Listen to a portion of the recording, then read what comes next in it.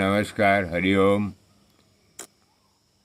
अनुवांशिकता और माँ के संकल्पों के अलावा एक और भी स्रोत माना गया है। वो है बालक के प्राकृतिक और सामाजिक परिवेश का। यूं ही बालक पृथ्वी पर जन्म लेता है, पलता है, बड़ा होता है, तो उस पर ये प्राकृतिक और पारिवारिक परिवेश का जो असर है वो पूरा होता है।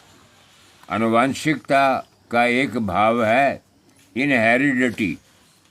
इनहेरिडिटी तो मिलती है, लेकिन माँ का संकल्प जो है उससे बड़ा संकल्प कोई है ही नहीं। वो इतना महिमामयी है।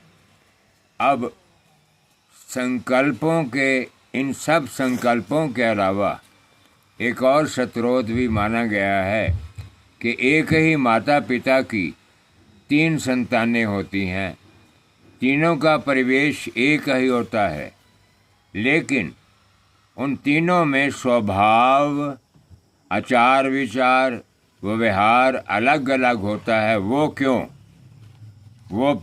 वो पूर्व जन्म के जो संस्कार हैं, क्या हम ये माने कि वो पूर्व जन्म के संस्कार हैं?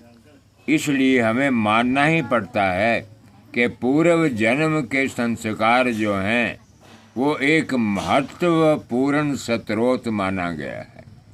अब एक दार्शनिक है लेनिन ने कहा था कि हम संस्कार जो हैं वो तर्क वितर्क से या ज़ोर से बालकों में भर सकते हैं। तो ये आचार विचार या संकल्प ज़ोर से भरे नहीं जा सकते, बल से भरे नहीं जा सकते। ये तो केवल संस्कारित पूर्व जन्म के संस्कारों के अनुसार ही होता है।